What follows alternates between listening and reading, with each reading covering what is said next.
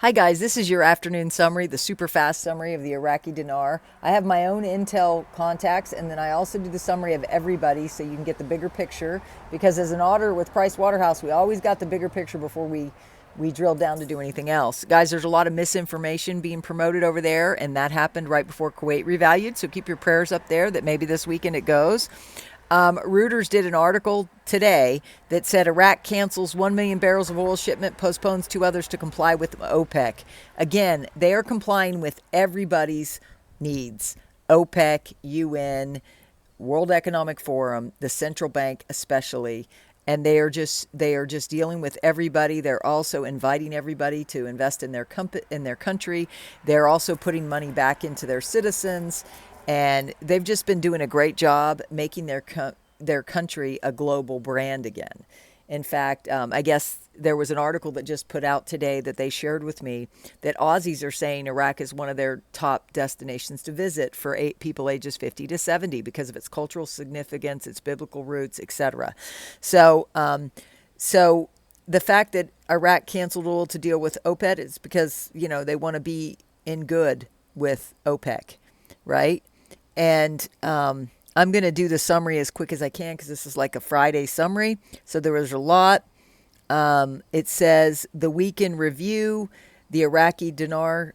It says CBI information in Iraqi dinar news. The U.S. dollar auction results for today. That was 8/29. Foreign exchange window results for Thursday, 8/29. It's not that much difference in terms of the rate, guys. And I'm getting a lot of articles. They're sending me a different source, and I don't know how to use it, so I'm going to skip that.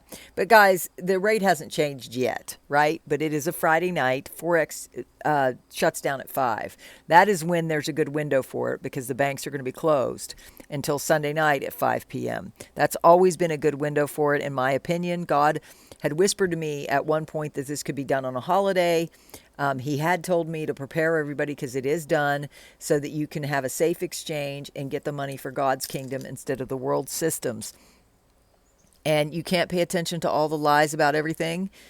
And let's see, this economist, currency auction will secure liquidity for the Ministry of Finance, Iraqi dinar news, information and facts. So I'm going to pull that one out. It says... Let's see. Economic expert Sasfan Quasey confirmed that the Ministry of Finance does not suffer from any problems in securing employees' salaries, noting that the currency auction will secure in the necessary liquidity.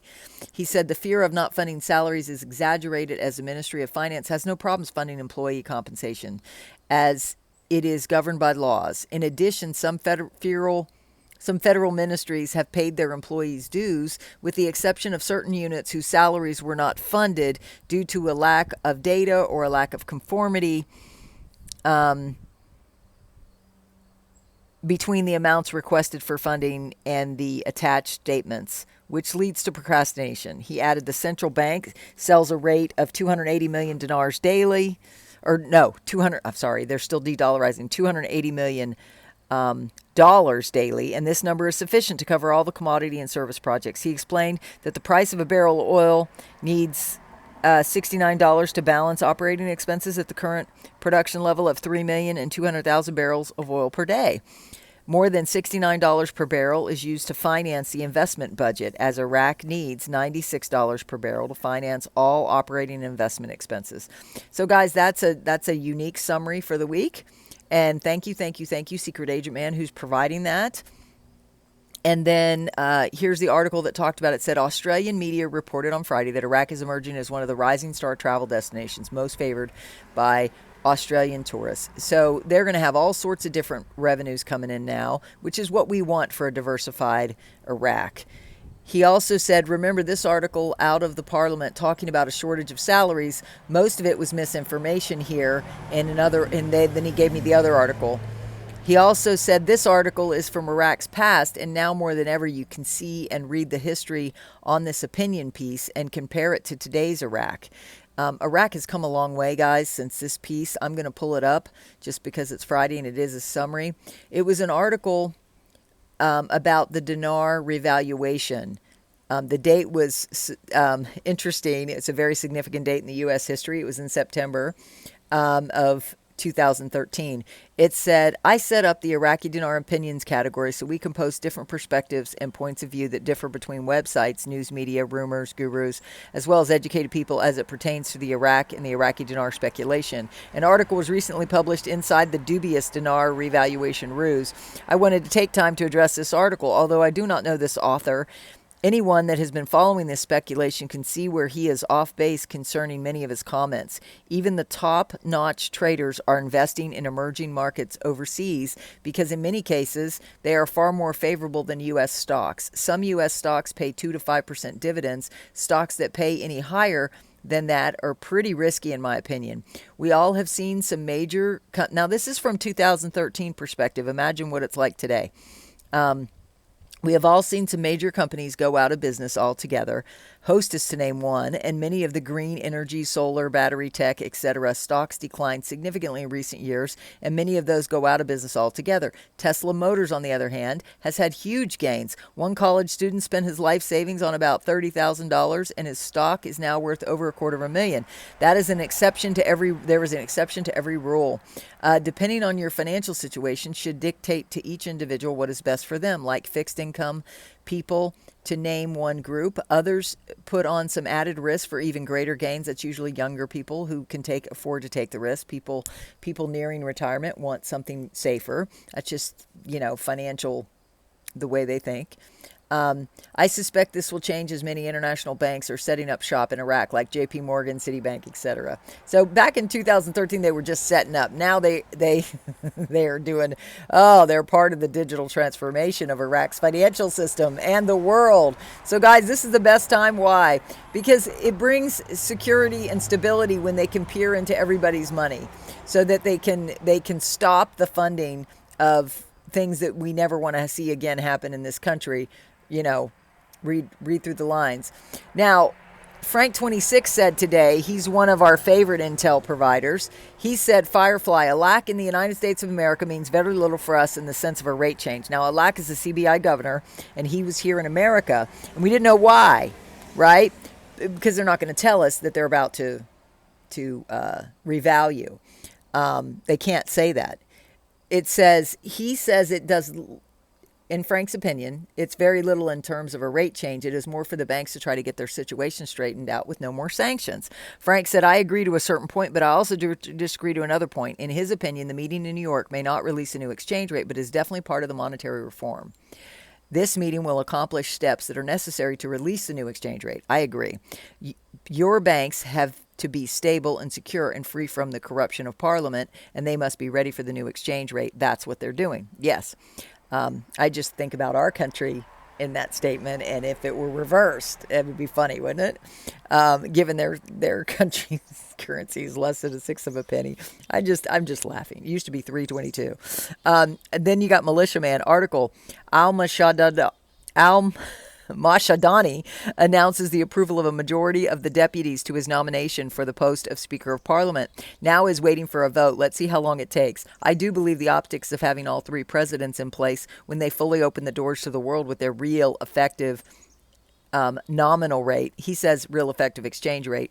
My guys are saying to stop confusion, they use a nominal rate over there and they drop, what was the words?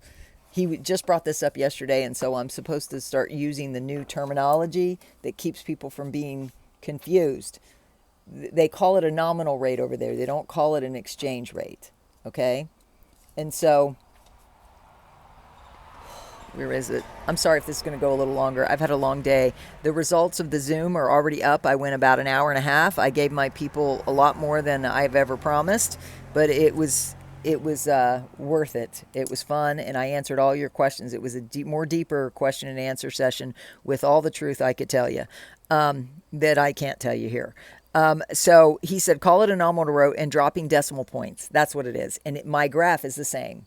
So I will show that graph. You can get on tomorrow's Coffee and Conversation if you want to know more details. I've changed those into question and answer sessions. You can ask me anything about the Iraqi dinar revaluation or currency revaluation, how that works with the banks. The other thing was Mark Z said Iraqi's Prime Minister Mohammed Shial al-Sudani chaired a meeting of the High Committee for Tax Reform. So when they reviewed it, they found there was a 22% growth in tax revenues. This means the economic reforms they are working and that they are working on are working. This is one really big news. Again, very tired today. I explained it more on the Zoom, what's going on. And my live stream. And the Development Road Project, according to Militiaman, is going forward whether you like it or not. That's China's initiative. They think in 100-year increments, guys. We think in 4-year cycles. They're just a different kind of country, and they treat their people a lot differently than we do here, and we just keep praying for the independence of our people, right? And so then we go to Bruce's call, which somebody sent me a summary, and it was really good news.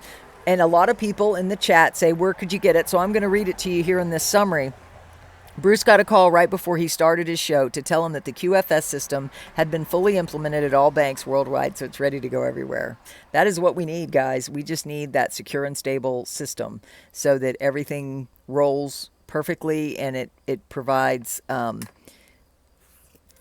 transparency. Transparency and not hackable, and you can't screw with it because they can see everything that goes on. It says, in the spirit of being transparent, I will tell you that Bruce also said, again, there are people saying the rates are the same at the banks and at the redemption centers. He stated it was simply not true. He stated he had seen the screens, and that is what he was basing it on. Today, the screens at the redemption centers were grayed out. The toll-free number when you call one of the 4 huge call centers, you might get an AI-generated response to where you put in your zip code, and it tells you where to go for your redemption center. You shouldn't have to drive more than 60 to 70 miles in most places. This is including states where there are more open spaces than big cities. The Forex closes today at 5 for 48 hours, then comes back up Sunday evening at 5. On Sunday night, when Forex opens for trading, there will be all rates in the system, and they will be updated and available to bank and redemption center employees on the screens. We will see them on Tuesday since Monday is a holiday. There are 15 rates on the screen right now, meaning different currencies. The dinar is not on the screen, but will be up Sunday. Redemption Center and banks will have the new rates automatically. Before you leave your appointment at the Redemption Center, Zim holders will be issued their Q phone. This phone works off the Starlink system. Each appointment at Redemption Centers is supposed to take 30 to 40 minutes. Your presentation for your projects needs to be concise. They don't need all the details, just the important points about your project. He went on to talk about debt relief for mortgages and credit card debts are still being scheduled to be eliminated. The update is starting for they're targeting September 4th to 6th. So if you're looking for that, that's more on the lines of Nesara. Oh, did I just lose it? Here we go. That's more on the lines of Nesara Jassar, which I report on, and I'll put that in the title. By the way, the rates, because everybody got mad that I didn't talk about the rates. He did say 3 times the rate of the banks for the dinar, 2 times for the dong at the redemption center. That's 3 times the rate at the bank. We don't know what the rate at the bank is going to be because it hasn't been released yet. So if it's $3, he's saying you might get $9, for example. If the Vietnam dong comes out at $2, you might get $4 for an example of rates, because nobody knows until the rates come out. So you can just stop your comments about the rates and me putting in the title, because it did discuss the rates. You just have to read between those lines. Guys, I'm a financial person. I just assume everybody knows what I'm saying, but evidently not. That's not so. So just ask the question instead of just coming at me and targeting me. You get yourself blocked for that, and then who else is going to tell you this stuff? So R&R is restitution and reclamation. It is supposed to kick in the first week of September again, but remember, it is a huge undertaking. To be patient as we are near to the finish line. We are hoping for the Nesara announcement. Everybody's R&R is already in their Quantum account, and once you have your Quantum account access card, you will have access to that account. Guys, that's under Bruce's call and under his information. You decide which information you will follow, right? I have a pinned comment down below if you want my information. I also discussed this on my Zoom today. So if you want to become a Miracle Manifestation member, you'll understand how I talk about the differences between what they say and what I say there that I can't do here. It says if you are exchanging your R and R is already in your Quantum account. When you go to your appointment for exchanges of Zim and other currencies, you should already be able to see what's in your Quantum account. Be sure to do this before you exchange any other currency. Once you do your currency exchange, that amount will be loaded into your Quantum account on top of your R and R. You can then move on what you think you are going to need for the next 60 to 90 days into your primary accounts. For most people, especially those with currency, you won't be able to move everything in your Quantum account to other accounts, but you can move and should be able to move more than you need. If you have LLCs, you might want to set up bank accounts for each of them and then set them up inside your master trust. If you haven't already set up a trust, you might want to for protection from frivolous lawsuits and other things. I'm suggesting you wait to get some money and then you sit down with a trust and estates attorney that knows your laws in your state, because those laws are constantly changing and you need to have somebody that's up to date with the trust and estates laws. It says if you have LLCs, supposedly there are global arrests and continuing to go on. We need to get further along so we can finish what the global alliance has started. We don't have to wait. We don't have far to go with them rounding people up.